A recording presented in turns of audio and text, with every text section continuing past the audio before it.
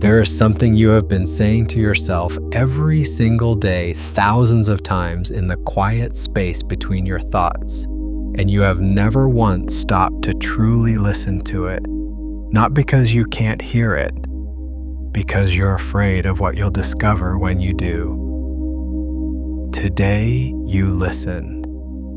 Today, you watch what has been speaking in the dark, and what you're about to see will make it impossible to keep living the way you've been living. Because the moment you turn the full force of your awareness onto the inner voice that has been running your reality, it has no choice but to transform. That's not a promise. That's quantum mechanics. Let's begin with something precise. Right now, before you've moved an inch, before you've done anything differently, there is a conversation happening inside you. It has been happening your entire life. It runs in the background the way a program runs beneath the surface of a computer screen, invisible but governing everything that appears. You see the results of this program everywhere, in the relationships that keep collapsing in the same way, in the opportunities that keep arriving and then somehow slipping, in the ceiling you keep bumping against no matter how hard you push. You try to change the results. You've tried to change the circumstances. You've tried to change the people. But you haven't looked at the program itself. You haven't watched the voice. And here's the thing that changes everything when you finally do look. The inner voice is not just a reflection of your reality. It is a command. It is a frequency. It is, at the most fundamental level that physics has been able to measure, an act of observation that collapses quantum possibility into specific material form. What you say to yourself, you are not just describing, you are deciding. And most of you have been deciding against yourselves for so long that you've forgotten you're the one holding the gavel. This is where we need to be precise, because this is not about positive thinking. That's the version of this truth that got watered down, turned into a bumper sticker, and sold back to you as a morning routine.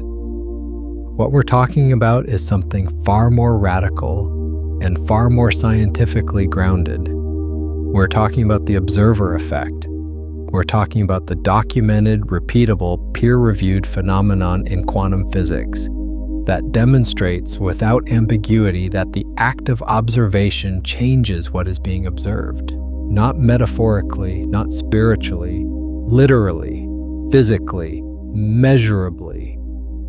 The electron, before it is observed, exists as a probability wave, a smear of potential across multiple possible positions. The moment a measuring device, a conscious observer, turns its attention toward that electron, the wave function collapses. The possibility becomes a particle. The potential becomes the actual. The unformed becomes the fixed. This is not a fringe theory. This is the foundation of quantum mechanics, confirmed in thousands of experiments since the double-slit experiment first demonstrated it over a century ago. And what it means for you right now in the context of the voice inside your head is this. Every time you speak to yourself, you are acting as an observer. You are collapsing the quantum field of your potential into a specific material reality. The question is not whether your inner dialogue is shaping your life. The question is whether you've been watching it. Because what you observe, you change, and what you avoid observing controls you. Look closer. Because here's what most people miss when they first encounter this idea. They hear it and they immediately try to change what they're saying to themselves. They start replacing negative thoughts with positive ones. They start reciting affirmations in the mirror. They start performing a new inner monologue as if the universe is grading them on the content of their thoughts. And nothing changes. Or things change briefly and then collapse back. and they conclude that the whole thing is nonsense. But that's not what failed. What failed was the approach. Because the first move is not to change what you're saying. The first move is to watch what you're already saying without judgment, without trying to fix it, without rushing to replace it with something better. Just watching, just witnessing, just turning the full, undefended attention of your consciousness onto the voice that has been running the show and letting it be seen, because here's what observation does at the quantum level. It doesn't just record what's there, it changes what's there.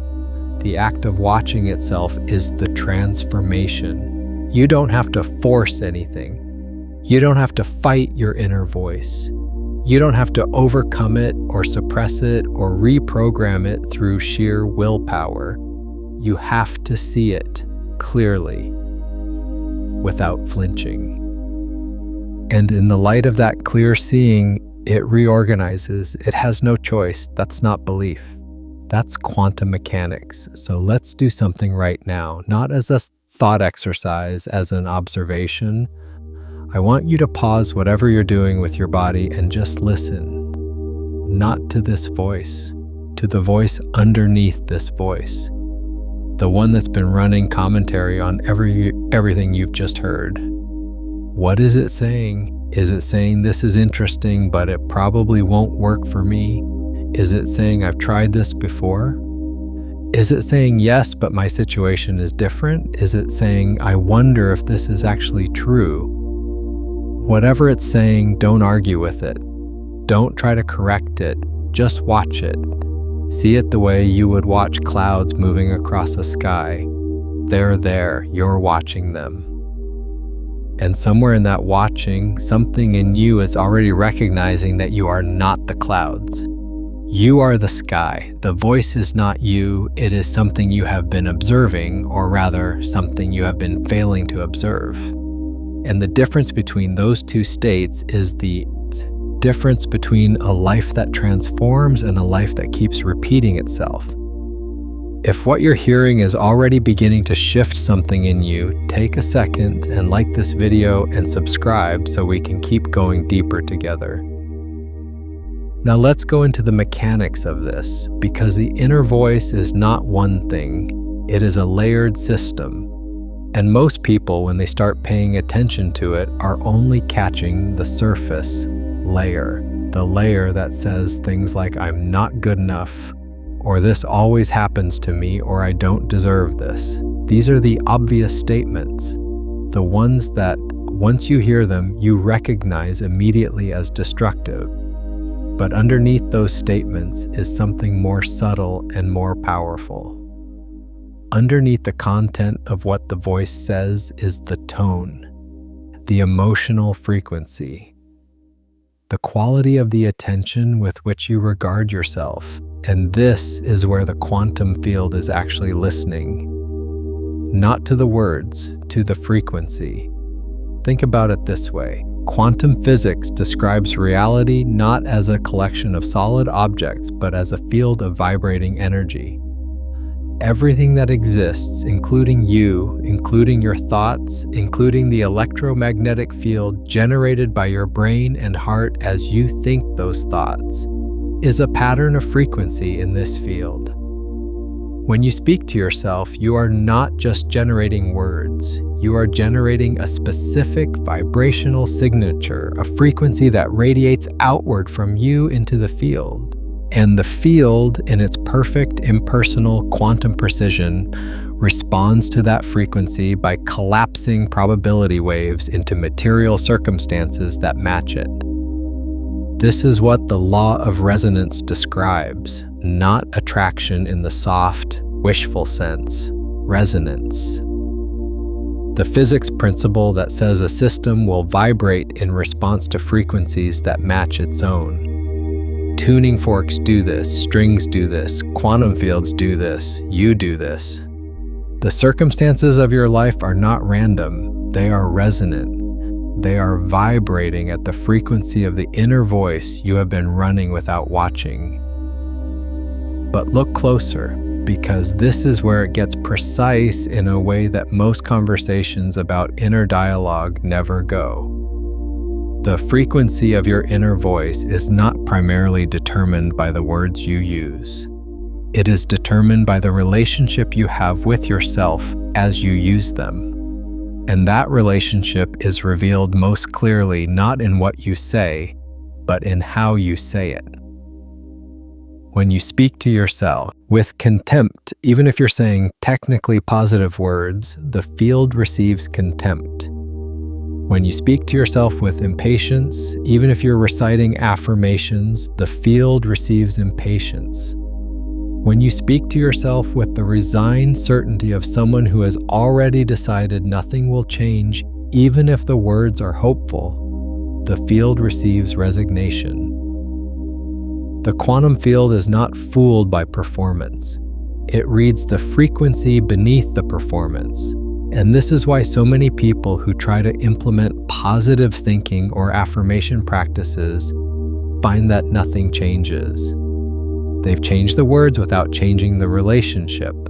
They've put new content into the same old frequency. And the field, perfectly calibrated to frequency, doesn't even notice the new words. It just keeps responding to the tone of someone who doesn't quite believe what they're saying, the tone of someone who is trying to convince themselves, the tone of someone performing confidence while broadcasting doubt. Look at that. Sit with what that means. Because if you've ever wondered why the things you say you want keep not arriving, this is the layer where the answer lives. Let me show you something. There is a woman named Mara. She has been working on herself for years. She has read every book. She has attended every seminar. She has her morning pages and her vision board and her gratitude practice, and she does all of it with the discipline of someone who is absolutely determined to change her life. And yet, the pattern holds. The relationship that was supposed to be different turns out to be the same relationship in a new person's face. The financial breakthrough that seemed imminent keeps receding. The sense of being on the edge of something without ever arriving. Mara is exhausted, not because she isn't trying, because she has been trying so hard for so long that the trying itself has become the problem. Watch her in her morning practice. Watch the way she says, "I am worthy of love," with the jaw-set determination of someone fighting a war. Watch the way she writes, "I am abundant," in her journal, with the handwriting of someone making a case for the defense. Watch the way she meditates with the focused intensity of someone who has decided that if she just concentrates hard enough, she will force the universe to comply. What Mara has been doing with all her discipline and all her devotion is performing the observer while remaining the reactor. She has been speaking the words of transformation while broadcasting the frequency of someone in a desperate struggle. And the field, which does not respond to what you say but to what you are, has been giving her back exactly that. The struggle, the striving, the almost but not quite, because that is the frequency she had been running, not in her words, in the relationship she has with herself as she speaks them. The tone of someone who is not yet sure she is allowed to have what she wants. The frequency of someone who is speaking to herself not as a beloved, but as a project, not as a sovereign, but as a problem to be solved. Now watch what happens when Mara stops performing and starts observing. Not the observation of someone monitoring themselves for mistakes. The observation of someone who has decided to simply watch with complete honesty and complete compassion what is actually happening inside. She sits down one morning and instead of beginning her practice, she just listens.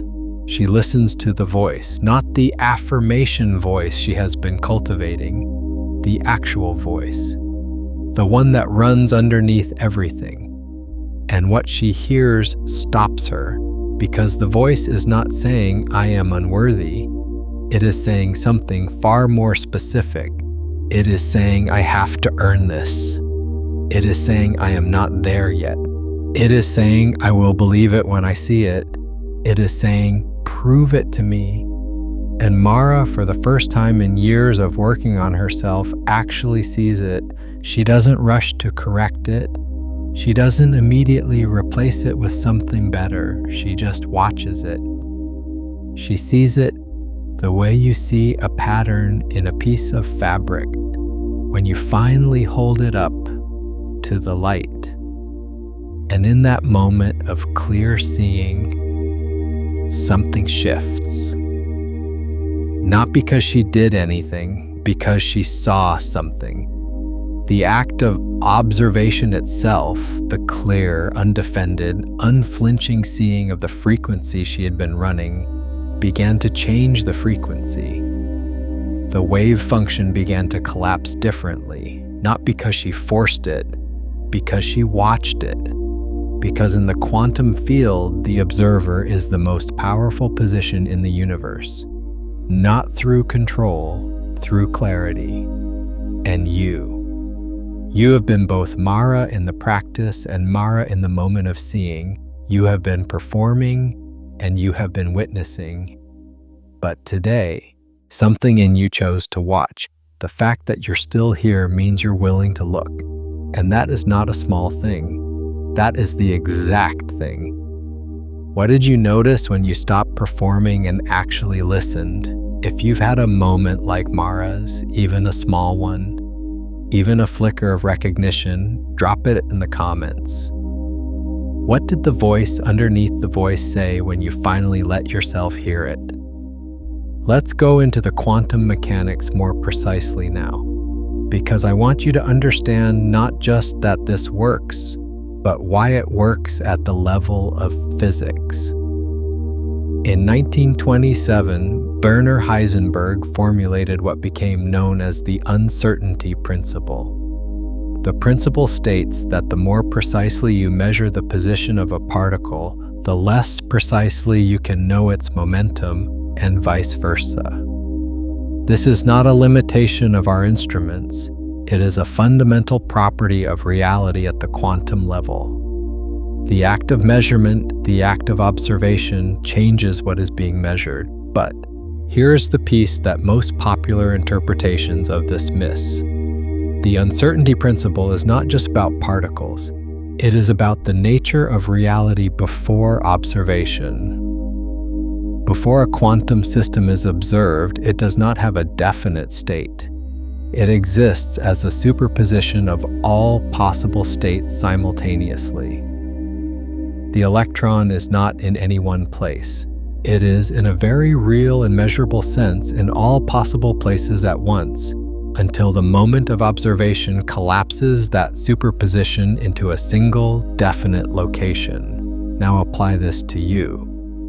Before you observe your inner dialogue, it exists in a kind of quantum superposition of all possible frequencies.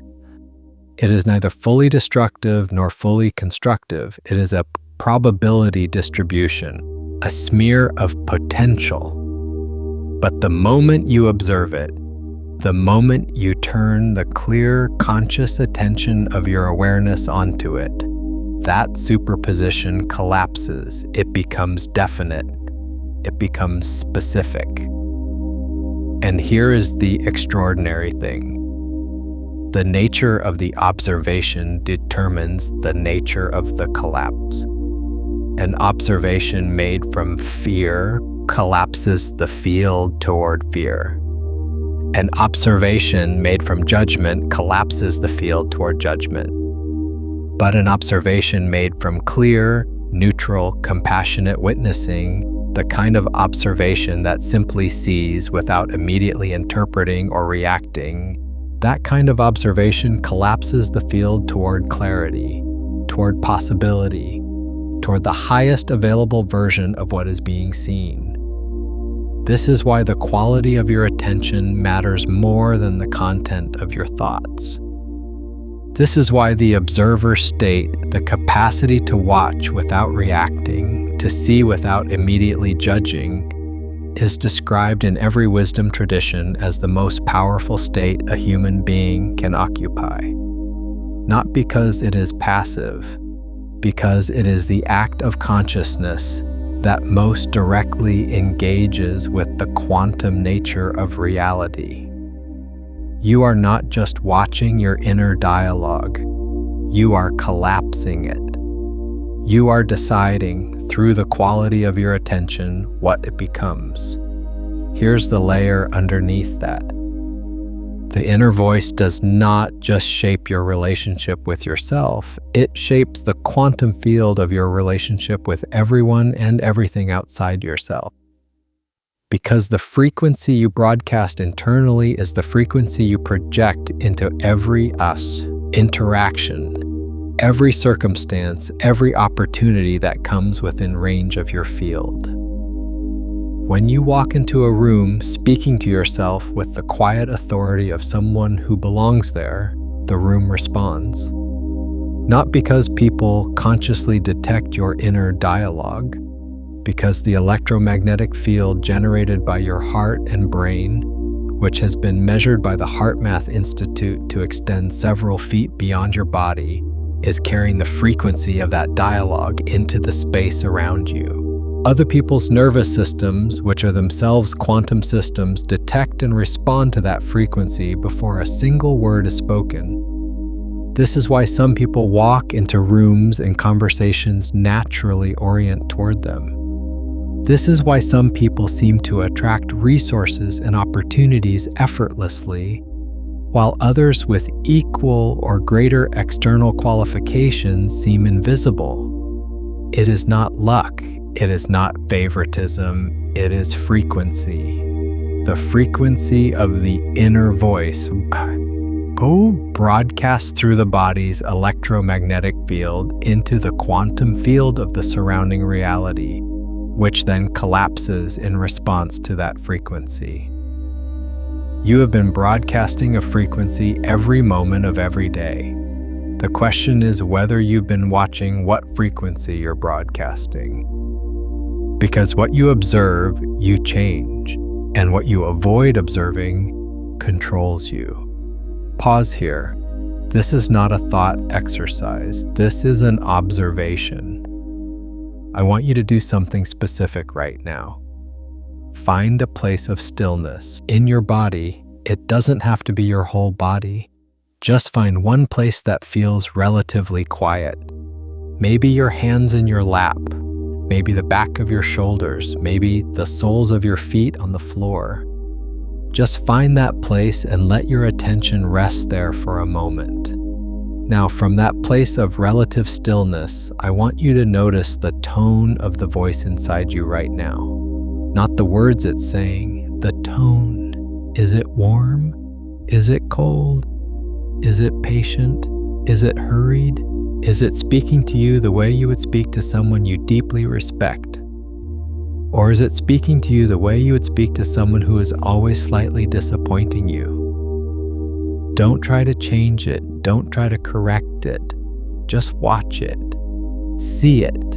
And notice what happens in your body as you see it.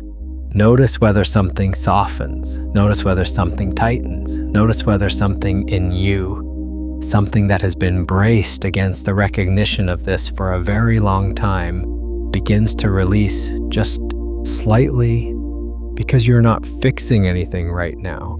You're observing, and the observation itself is already beginning to change what is being observed. That's not metaphor.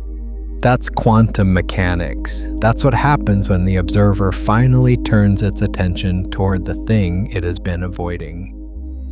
Now let's talk about what it actually means to speak to yourself differently. Not in the way that self-help culture has taught you, which is to replace bad thoughts with good ones, as if you're swapping out furniture, but in the way that the quantum field actually responds to. The difference between Speaking to yourself with authority and speaking to yourself with performance is not in the words. It is in the relationship from which the words arise. Think about the difference between how you speak to someone you genuinely trust and how you speak to someone you are trying to convince. When you speak to someone you genuinely trust, there is ease in the words. There is no urgency to make them believe something. There is no anxiety underneath the communication. You are simply reporting what you see, what you know, what is true from your perspective, and you trust that the relationship is strong enough to hold the words without them needing to be perfect.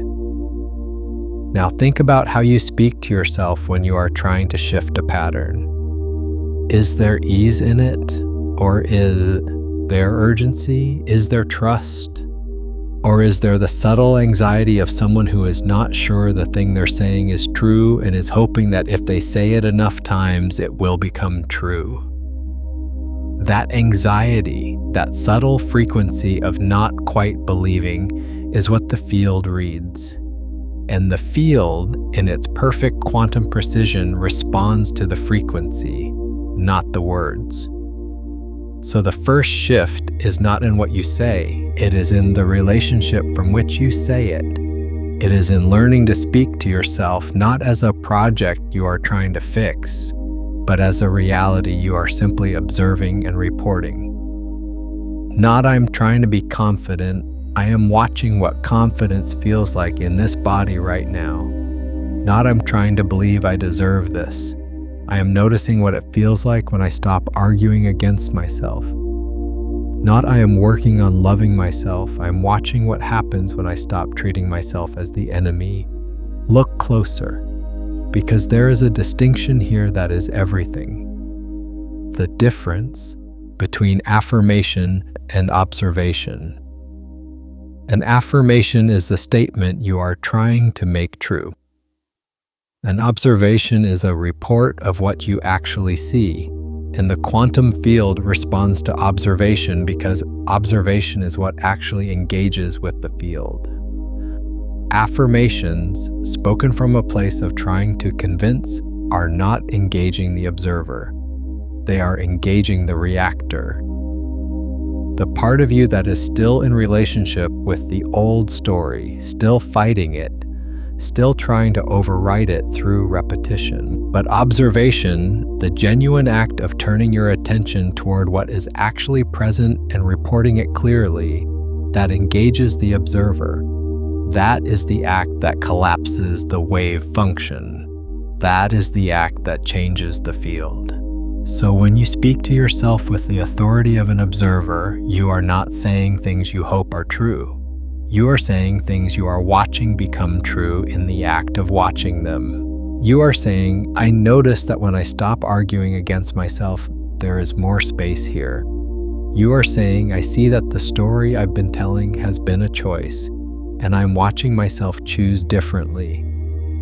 You are saying, I observe that my body knows what it feels like to be at peace, and I'm watching that knowing become more available.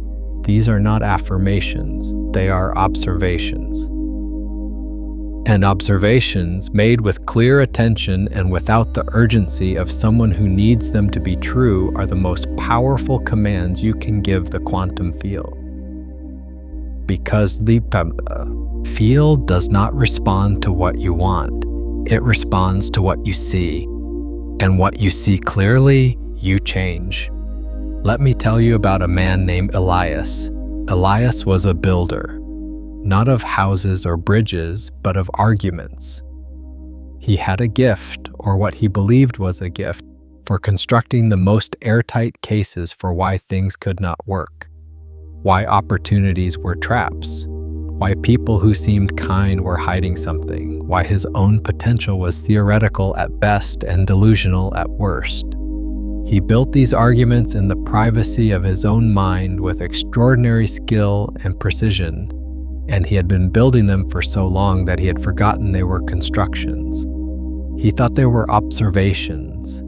He thought the voice that said this will never work was reporting reality. He thought the voice that said, "You're not the kind of person who gets to have that," was describing a fact. He thought the voice that said, "Don't get your hopes up," was wisdom.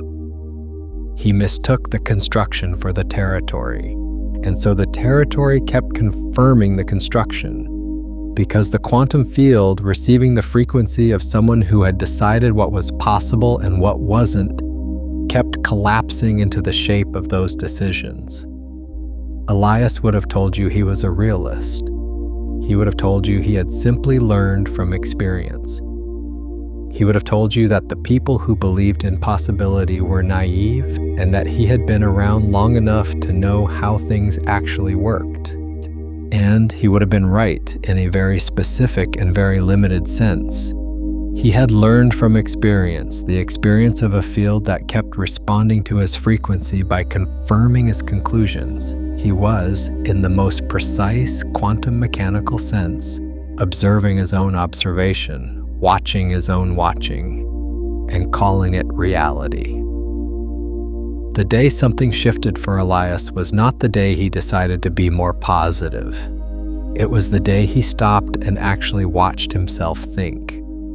He was in the middle of building one of his arguments, this time about why a particular opportunity that had presented itself was almost certainly going to disappoint him, when something interrupted the construction. Not an insight, not a revelation, just a pause. A moment in which, instead of continuing to build the argument, he found himself watching himself build it. And what he saw was not the argument. What he saw was the builder. He saw the speed of it, the practiced ease, the way the pieces fit together, with such fluency that it was obvious this was not thinking. This was a pattern running, a program executing, a habit of observation so deeply grooved that it had become automatic. And in the moment of seeing that, the pattern lost something, not its content, its authority. Because Elias had been treating the voice as if it were reality reporting itself. And now he could see that it was a construction, his construction, built over years of choosing, mostly unconsciously, to observe the world through a lens of what couldn't work. And the moment he saw the lens could no longer be invisible. The moment he watched the builder could no longer pretend to be the building. Something in the quantum field of Elias's inner world shifted in that moment. Not because he decided to think differently, because he saw clearly what he had been thinking. The observation collapsed the pattern, not all at once, but the first collapse, the first moment of clear seeing, was the beginning of a reorganization that changed everything that followed. And you have your own version of Elias's construction. You have a set of arguments you have been building in the privacy of your own mind, so fluently, so automatically, that you have mistaken them for reality. Some of them sound like warnings, some of them sound like wisdom, some of them sound like the voice of someone who has simply learned from experience and is trying to protect you. But look closer, because the question is not whether the voice sounds wise. The question is whether you have ever watched it, whether you have ever turned the full force of your conscious attention onto it and seen it as a construction. Because the moment you do, it loses the authority of inevitability. It becomes what it has always been. A choice, a habit, a pattern of observation that has been running without an observer.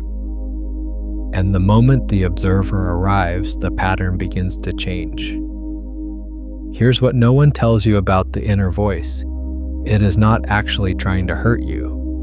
Even the harshest, most relentlessly critical inner voice is, at its origin, an attempt to protect. It developed at a time when speaking to yourself with doubt and limitation felt safer than the vulnerability of believing in yourself and being wrong. It developed as a defense against disappointment, against the pain of hoping and not receiving, against the exposure of wanting something and not getting it. The critical inner voice is, in its deepest structure, a preemptive strike against loss. If I decide I can't have it before I try, I can't be devastated when I don't get it. If I expect the worst, I can't be blindsided by it. If I keep myself small in my own estimation, no one can take me down from a height I never claimed. This is the logic of the inner voice that speaks to you with contempt or resignation or endless qualification. And understanding this does not mean excusing it. It means seeing it fully. Because when you see the logic, when you watch the mechanism, when you observe not just the content of the voice, but the fear underneath the content, something extraordinary happens. The compassion that arises from that seeing is not weakness. It is the most powerful frequency you can bring to the field. Because compassion is not the same as agreement, you can see the fear that generated the pattern without agreeing that the pattern is true. You can watch the defense mechanism without needing it to keep defending. You can hold the voice with the gentle, clear attention of someone who understands where it came from and has decided, through the act of seeing it clearly, that it no longer needs to run the show. This is the observer state. This is what it actually means to speak to yourself differently. Not to replace the old voice with a new one, to become the one who watches both. To occupy the position of the observer so completely that you are no longer identified with the voice, no longer running its program automatically, no longer mistaking its construction for reality. From the observer position, you can choose, not because you have forced yourself to think differently, because you have seen clearly enough to recognize that the choice was always there. You are just too busy reacting to the voice to notice that you could watch it instead. Let's go into the practice of this. Because the observer state is not an abstract concept. It is a specific, embodied, learnable capacity. And it has a very particular feel in the body that you can learn to recognize and return to. The observer state feels like a slight expansion behind the eyes, like the field of your awareness widening from a narrow focus on the content of your thoughts to a broader awareness that includes the thoughts and the space around the thoughts simultaneously. It feels like the difference between being inside a room and standing in the doorway of a room. When you're inside the room is everything. The walls are close, the furniture is demanding, the temperature is immediate. But when you stand in the doorway, you can see the room. You can see its proportions. You can see how the furniture is arranged. You can choose whether to enter. The observer state is the doorway, and the practice of speaking to yourself from the observer state is the practice of learning to stand in the doorway of your own consciousness, rather than being perpetually inside the room of your thoughts. Pause here again. This is another observation. I want you to try something specific. Bring to mind one of the recurring statements your inner voice makes about you. Not the most devastating one, just one of the regular ones, the one that shows up when you're considering something new, or when you look in the mirror, or when you're about to reach out to someone. Just let it come to the surface. Now, instead of engaging with the content of that statement, instead of arguing with it or agreeing with it or trying to replace it, I want you to do one thing. Notice where in your body you feel it. Not what it means, where you feel it. Is it in your chest, your throat, your stomach, the space behind your eyes? Just locate it physically. And then, from wherever you are right now, just watch it. Watch it the way you would watch a fire, not trying to put it out, not feeding it, just watching. Noticing its shape, noticing whether it stays the same or shifts as you watch it. Noticing what happens in the space around it as you bring your attention to it. You may notice that as you watch it, it begins to change. It may soften, it may intensify briefly before it softens. It may reveal something underneath it that you hadn't seen before. Whatever happens, just keep watching. Because this is the quantum mechanics of inner dialogue in action. You're observing the wave function of a habitual thought pattern, and the observation is already collapsing it towards something new. You don't have to do anything else. The watching is the doing, the seeing is the changing. Is there a pattern you've finally watched long enough to understand? A belief you held up to the light and saw for what it actually was? Share what you saw in the comments.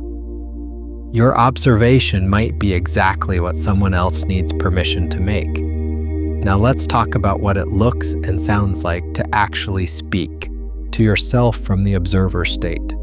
Because there is a specific quality of inner speech that engages the quantum field differently than the habitual patterns most people are running.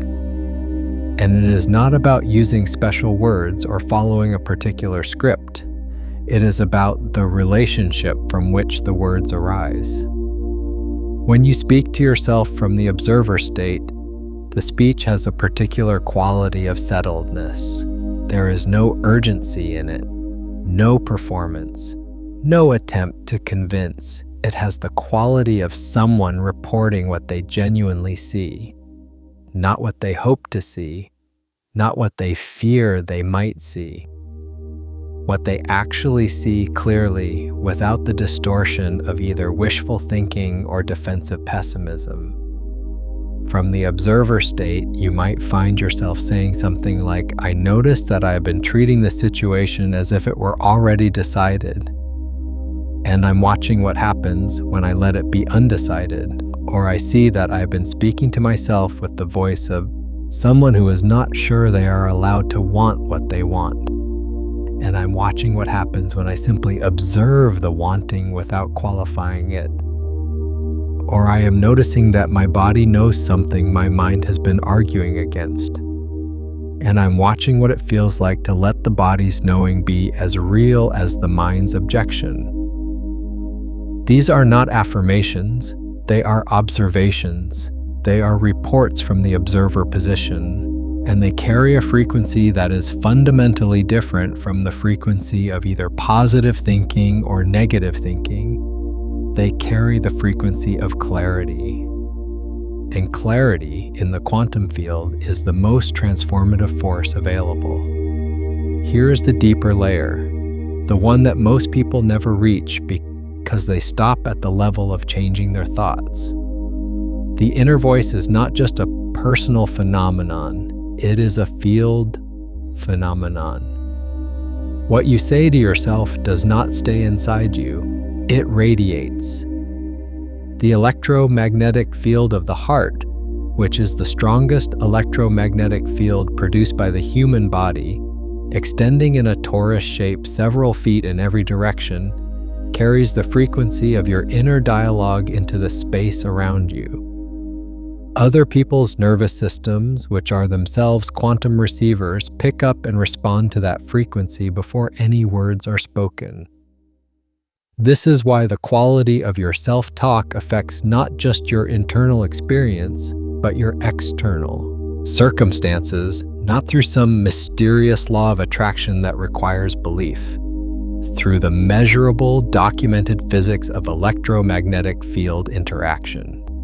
When you walk into a room speaking to yourself with the quiet authority of someone who is clear about their value and their direction, the room's field responds.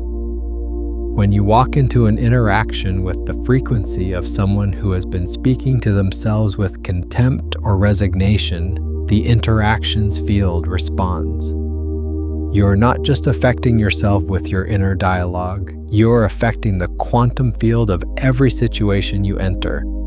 And the situation collapses in response to the frequency you bring. This is not abstract, this is physics, and it means that the work of learning to speak to yourself differently is not just personal development. It is reality creation. Literal, quantum mechanical, field-level reality creation. The circumstances of your life are not separate from the frequency of your inner voice. They are its manifestation. They are the collapsed wave function of the probability field you have been broadcasting. Through the electromagnetic field of your heart and brain into the quantum field of the world around you. Let me take you back to Elias. Because after the moment of seeing, after the first collapse of the pattern, something interesting happened. Elias did not immediately become a different person. He did not wake up the next morning with a new inner voice running. What happened was subtler and more profound than that. He became a watcher. He began to notice with increasing precision and decreasing reactivity the moments when the construction was running. He began to catch himself in the middle of building an argument and recognize it as building rather than as reality reporting. And each time he caught it, he did not fight it. He just watched it. He held the construction up to the light of his awareness and let it be seen. And what happened over weeks and then months of this practice was that the construction began to lose its automatic authority. Not because he had replaced it with something else, because he had seen it so clearly, so many times, that it could no longer function as invisible infrastructure. It had been exposed as a choice, a habit, a pattern that had served a purpose and was now being observed rather than obeyed. And in the space that opened up as the automatic pattern lost its grip, something else became available. Different quality of inner speech. Not optimistic in the forced performative sense. Clear, settled, observational. The speech of someone who has stopped building arguments and started simply watching what is actually there. And the field receiving this new frequency began to collapse differently. The opportunity that Elias had been building a case against turned out to be exactly what it appeared to be. The person he had been preparing to distrust turned out to be trustworthy. Not because the world had changed, because Elias's observation had changed. And the world, being a quantum field that responds to observation, had no choice but to respond. Now watch what this means for you. Because you have been Elias, you have been building arguments in the privacy of your own mind and calling them reality. You have been speaking to yourself with a frequency you have never fully examined and wondering why the circumstances keep confirming what you didn't want confirmed. And now, for the first time perhaps, you are watching the construction. You are seeing the pattern. You are recognizing that the voice inside you is not reality reporting itself. It is a habit of observation. A frequency you have been running. And the moment you see that, the moment you watch it clearly and without flinching, it begins to lose its authority. Not all at once, but the first moment of clear seeing is the first collapse. And every subsequent moment of watching, of returning to the observer position, of choosing to see the pattern rather than run it, is another collapse. Another reorganization, another step in the process by which the quantum field of your life begins to reflect a different frequency. The frequency of someone who has stopped avoiding their own inner dialogue and started watching it. The frequency of someone who has discovered that the observer is the most powerful position in the universe. Not because it controls, because it sees clearly, and clarity is the only force that transforms without resistance. Let's talk about what this looks like in practice over time. Because the observer state is not a destination you arrive at and then stay in permanently. It is a capacity you develop through repeated practice, a muscle you build through consistent use. And like any muscle, it gets stronger with use and atrophies with neglect. The practice is simple but not easy. Every time you notice the inner voice running, you pause, you watch. You don't immediately try to change what it's saying. You observe it with the quality of attention that neither condemns nor endorses. You see it as clearly as you can, and then, from that place of clear seeing, you speak. Not to replace what you saw with something better, to report what you actually see when you look without the distortion of the habitual pattern. This might sound like I notice I've been speaking to myself with impatience, and I am watching what happens when I bring patience to this moment instead. Or I see that I have been avoiding looking at this particular thing, and I am watching what becomes visible when I stop looking away. Or I observe that there is something in me that already knows what I need to do, and I am watching myself choose to trust that knowing. These are not scripts, they are examples of the quality of speech that arises naturally from the observer state. The quality of someone who is reporting what they genuinely see rather than performing what they hope is true. And this quality, this frequency of clear, settled observational speech is what the quantum field responds to, not because you've said the right words, because you've occupied the right position, the observer position, the only position from which the quantum field of your reality can actually be changed. Here's the thing about the inner voice that most people never discover because they never watch it long enough. The voice is not monolithic. It is not one voice. It is a chorus. And different voices in the chorus have different qualities, different origins, different relationships to truth. There is the voice of the wound, which speaks from the specific pain of specific experiences and has been generalized into a universal conclusion about reality. There is the voice of the protector, which developed to keep you safe from the pain of the wound, and speaks with the urgency of someone who believes the threat is still present. There is the voice of the inner critic, which is often a borrowed voice, the voice of someone from your past whose judgment you internalized and have been running as your own ever since. And underneath all of these, if you watch long enough and with enough stillness, there is another voice, quieter than the others, less urgent, less insistent. The voice that speaks not from fear or protection or borrowed judgment, but from something that has never been hurt, something that has never needed to defend itself, something that knows, with the quiet certainty of the quantum field itself, what you are and what you are capable of. This is the voice that the observer state gives you access to, not by silencing the others, by watching them clearly enough that you can hear what's underneath them, by seeing them so completely that you are no longer identified with them, no longer running their programs automatically, no longer mistaking their frequency for reality. And when you can hear that quieter voice, when you can feel its frequency even briefly, even for a moment, the quality of your inner speech changes in a way that no affirmation practice can manufacture. Because it is not performance. It is recognition. It is the observer recognizing itself. And the field, receiving that frequency, begins to collapse into its highest available form. There is a woman named Kael.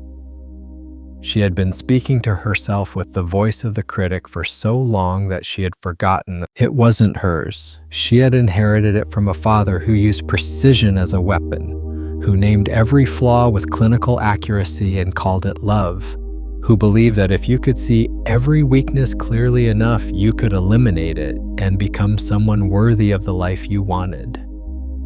Kyle had internalized this voice so completely that it felt like her own thinking. It felt like intelligence. It felt like the honest assessment of someone who was willing to see themselves clearly when others preferred comfortable illusions. And it had cost her everything the voice was supposedly protecting her from losing. Because the frequency of relentless self-critique, however intelligent it sounds, is not clarity. It is a specific kind of avoidance. It is the avoidance of the simpler, more vulnerable truth that you are already enough, that you have always been enough, that the relentless critique is not making you better. It is keeping you small in a way that feels like rigor but functions like a cage. Kyle did not discover this through therapy, though she had tried. She discovered it through watching. Through sitting with the voice one afternoon with the specific intention not to fix it, but to see it.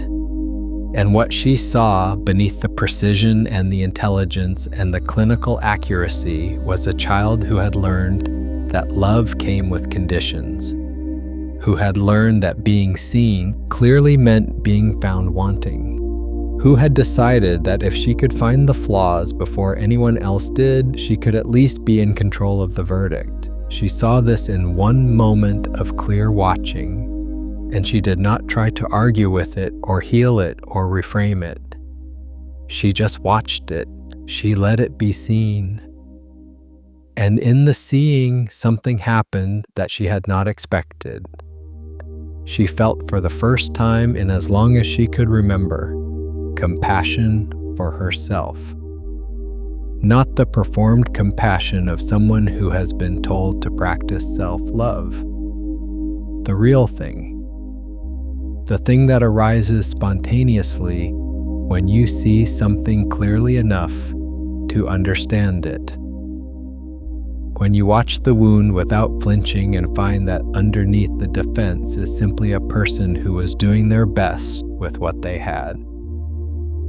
The frequency that arose from that compassion, from that moment of clear seeing, was different from anything Kyle had been able to manufacture through practice or intention. It was the frequency of the observer recognizing itself, and the field responded. You have your own version of Kyle's inherited voice. You have a critic inside you that is not entirely your own. That was handed to you, sometimes with the best intentions, by people who themselves had inherited it. And you have been running it as if it were the voice of truth. But look closer, because the voice of truth does not need to be cruel. The voice of truth does not need to catalog your failures as a prerequisite for your progress. The voice of truth does not speak with the urgency of someone who is afraid of what happens if you believe in yourself. The voice of truth is the observer. It is the quiet, clear, compassionate witness that sees what is actually there without the distortion of fear or the performance of hope. And it speaks from that seeing, not to motivate through fear, not to protect through diminishment, but to report what is actually present, clearly and without judgment, and to watch what becomes possible when that clarity is the frequency you broadcast into the quantum field of your life. Let's do one more practice. This one is different from the previous ones. This one is about speaking, not just watching, but speaking from the observer state in a specific way. I want you to find a moment of stillness, and I want you to think of the area of your life where the inner voice has been most consistently limiting. The area where the same story keeps running, where the same ceiling keeps appearing, where the same pattern keeps repeating despite everything you've tried. Just let that area come to mind. Don't analyze it, just notice it. Now, instead of speaking to yourself about that area with the voice that has been running, I want you to try something different. I want you to speak to yourself about it the way the observer would speak. Not with hope, not with optimism, not with the forced positivity of someone trying to manifest a different outcome. With clear, settled, compassionate observation. Something like this. I see that this pattern has been running. I watch it without judgment. I notice that underneath the pattern is a belief I have been treating as a fact. I observe that when I stop treating it as a fact and simply watch it as a belief, there is more space here than I thought. I am watching what becomes possible in that space. Say it in your own words, use your own language, but hold the quality of the observer, the quality of someone who is reporting what they genuinely see rather than performing what they hope is true. And notice what happens in your body as you speak from that place. Notice whether something shifts. Notice whether the area that felt fixed begins to feel even slightly more fluid, more possible, more like a probability field than a sentence. Because that is what it is. It has always been a probability field. It has just been collapsing in the same way because the observation has been the same. And now the observation is changing, and the field, with the perfect impersonal precision of quantum mechanics, will have no choice but to respond. Here is what the research on internal speech tells us, and it is worth being precise about this because it grounds what we're discussing in the science of the brain as well as the science of the quantum field. Internal speech, the voice inside your head, is not just a passive phenomenon. It is an active neurological process. It activates the same motor cortex regions as spoken speech. It produces measurable electromagnetic signals. It triggers the same emotional processing centers as external events. When you speak to yourself with contempt, your amygdala responds as if someone outside you were speaking to you with contempt. Your cortisol levels rise, your threat detection systems activate, your cognitive flexibility narrows. You literally become less capable of seeing options and possibilities because your brain is now in threat response mode, and threat response mode is not designed for possibility seeing. It is designed for survival. Conversely, when you speak to yourself with the settled, compassionate clarity of the observer state, your prefrontal cortex becomes more active. Your threat response systems de-escalate. Your cognitive flexibility expands. You become neurologically more capable of seeing what is actually available in a situation rather than just what confirms the threat. And the electromagnetic field generated by your brain in this state, the coherent, expanded field of a nervous system that is not in threat response, is the field that the quantum environment around you responds to most powerfully. This is the neuroscience and the quantum physics converging on the same point. The quality of your inner speech is not just a psychological phenomenon. It is a physiological one. It is an electromagnetic one. It is a quantum one. And changing it is not a matter of willpower or positive thinking. It is a matter of observation, of watching the voice clearly enough that the threat response system can finally de-escalate, of seeing the pattern with enough compassion that the nervous system can finally relax, of occupying the observer state with enough consistency that the quantum field of your life begins to receive a coherent signal rather than a distorted one. This is where it gets precise in a way that changes everything. Most people approach the inner voice as a problem to be solved. something to be fixed, reprogrammed, or overcome. And this approach, however well-intentioned, perpetuates the very pattern it is trying to change. Because the act of treating the inner voice as a problem generates a specific frequency, the frequency of someone who is in a struggle, who is fighting something, who has not yet won. And the quantum field, receiving that frequency, keeps collapsing into the shape of someone who is still fighting, still struggling, still not yet where they want to be. The approach changes when you stop treating the inner voice as a problem and start treating it as information, as data, as the quantum readout of the frequency you have been broadcasting. Because when you approach it as information, the relationship changes. You are no longer fighting it. You are watching it. You are no longer trying to overcome it. You are observing it with curiosity and precision. And the field, receiving the frequency of someone who is watching clearly rather than fighting, desperately begins to collapse differently, not because you've won the fight, because you've stopped fighting, because you've discovered that the observer doesn't fight.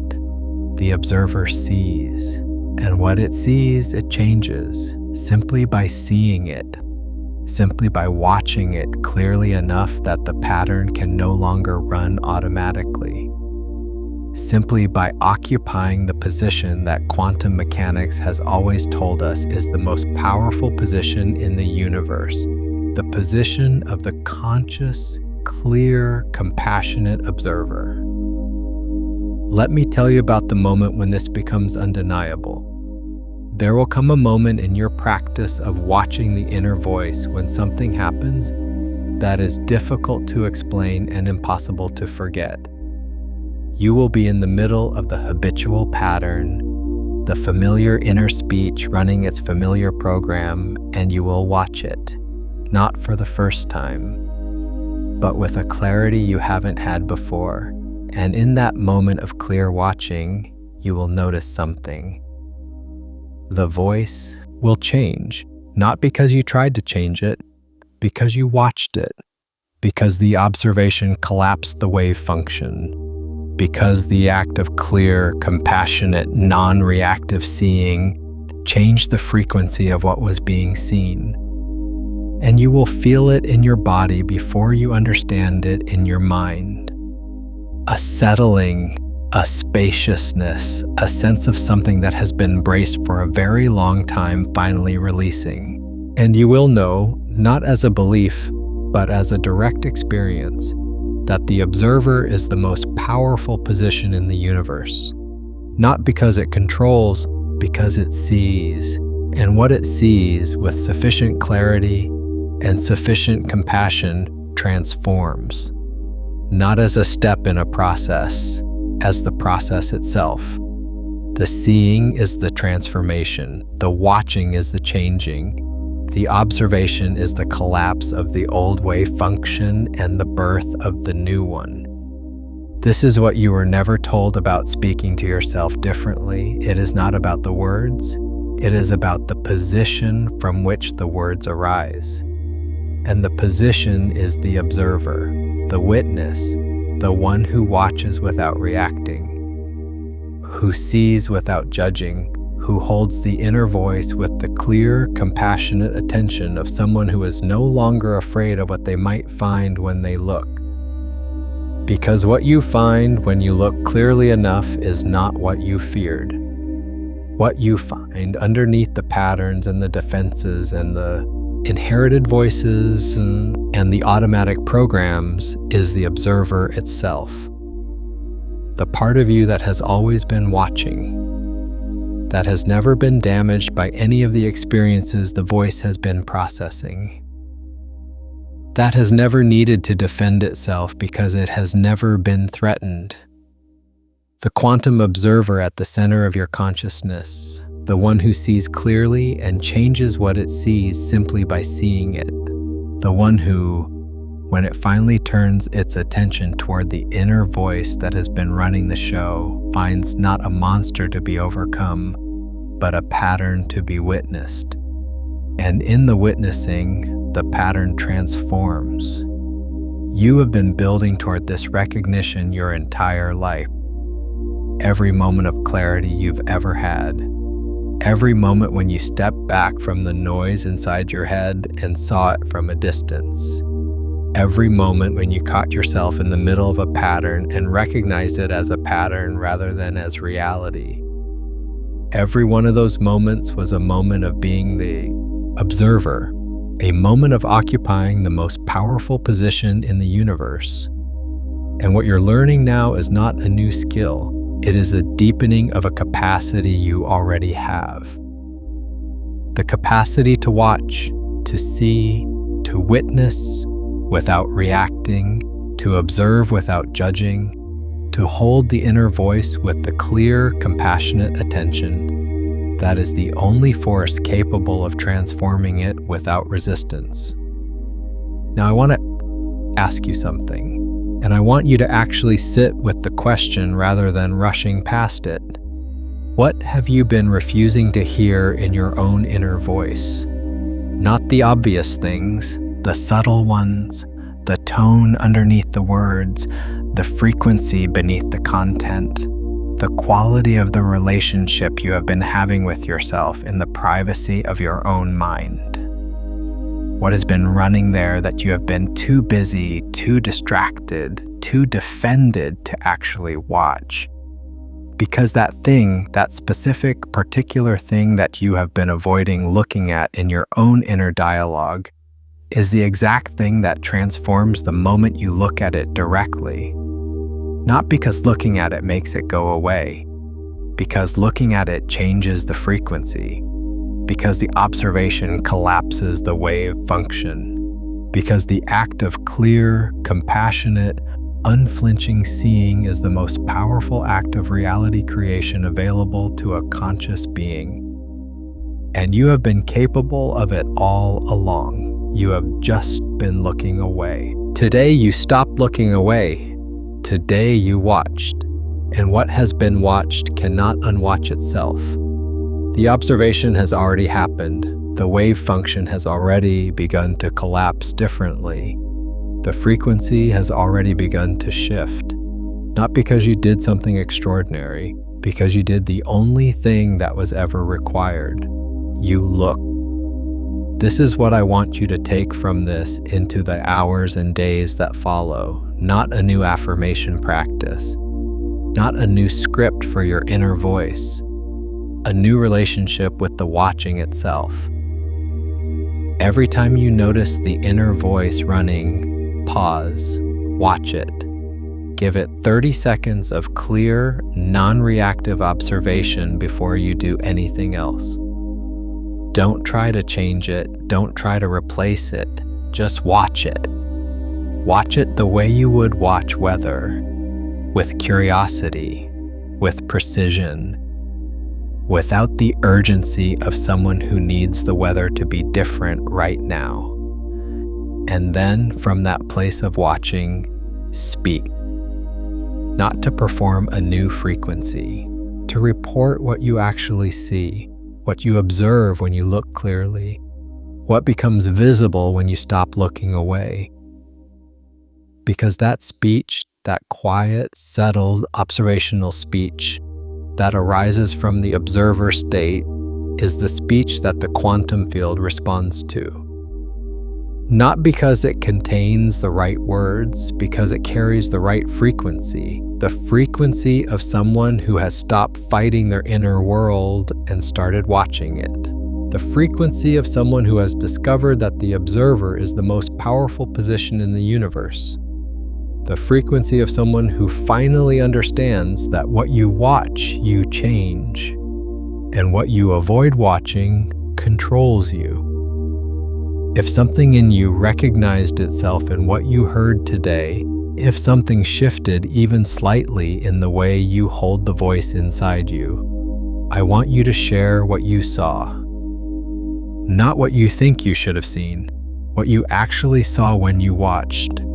The specific thing you noticed when you turned your attention toward the inner voice you have been avoiding. drop it in the comments, because the field of observers that gathers around this kind of transmission amplifies the clarity for everyone in it. Your observation, shared, becomes part of the field that helps someone else see, and their seeing amplifies yours. This is the quantum mechanics of community, not social bonding. Field resonance, the collective observation of a group of people who have chosen to watch rather than look away. And if you are willing to keep watching, to keep showing up for the practice of clear seeing, to keep choosing the observer position even when the habitual patterns pull you back toward reaction, then stay close. Because the work of watching goes deeper than one transmission. There are layers underneath layers, and each layer, when seen clearly, reveals something the previous one concealed. The observer's work is never finished. Not because there is always more to fix, because there is always more to see. And what you see, you change, simply by seeing it, simply by watching it clearly, simply by choosing, again and again, to be the one who looks, rather than the one who looks away. When the noise of the day has settled, when you feel yourself reacting instead of watching, come back and let this transmission find you in a different layer of stillness.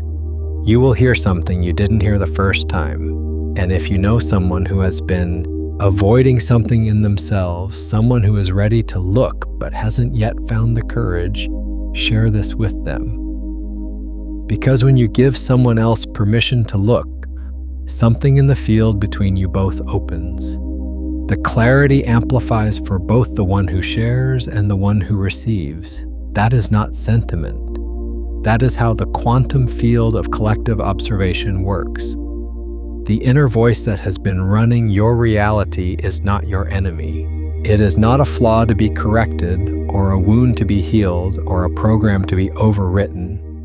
It is a frequency to be observed, a wave function to be collapsed by the quality of your attention, a quantum field to be reorganized by the clarity of your seeing, and you are the observer, the one with the capacity to watch it clearly enough to change it, the one with the consciousness to see it completely enough to transform it. The one who, when they finally stop looking away and start watching directly, finds that the act of watching is itself the act of transformation, that the seeing is the changing, that the observation is the creation, that the most powerful thing you can do is not to force a new reality into being, but to watch the current one clearly enough that it has no choice but to reorganize around your clarity. That's not belief, that's quantum mechanics. That's the observer effect in action. That's what happens when you finally speak to yourself like this. Not with the words of someone performing a new frequency, with the quality of someone who has become the observer, who watches clearly, who sees without flinching, who holds the inner voice with the compassion of someone who finally understands what it has been trying to do, and who from that place of clear seeing speaks with the settled authority of someone who knows that what they watch, they change, and what they have changed by watching it is already reorganizing into a reality that reflects the clarity of the observation. You were never meant to look away, and now you are not. Now you see, and what has been seen cannot be unseen. The moment you feel that reorganization beginning, the moment the field starts responding to your new frequency, watch what happens to the waiting itself. The video called "The Moment You Stop Waiting" explores exactly that threshold, where the observer who has finally seen clearly discovers that the shift they were waiting for was already underway the moment they stopped looking away. That is precisely where you are standing now.